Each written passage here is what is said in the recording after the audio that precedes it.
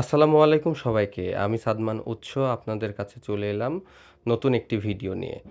আজ আপনাদের দেখাবো পাবনার ঐতিহ্যবাহী ভারারা শাহী মসজিদ।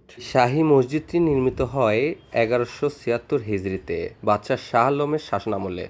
নির্মাণ করেন দৌলত খাঁয়ের পুত্র আসলত খাঁ। স্থানীয় লোকমুখে প্রচলিত আছে মসজিদটি এক রাতে অলৌকিকভাবে নির্মিত হয়েছিল, যদিও তা ঐতিহাসিকভাবে প্রমাণিত নয়। এটি শুধু আল্লাহই ভালো জানেন।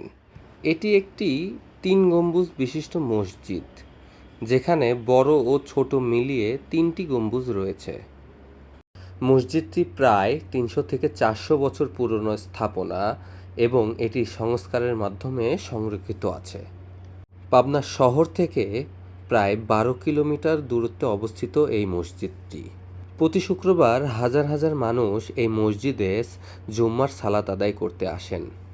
আশা করি আজকের ভিডিওটি আপনাদের ভালো লেগেছে। পাবনার এরকম ঐতিহ্যবাহী ভিডিও যদি আরও দেখতে চান তাহলে কমেন্ট করে জানাবেন।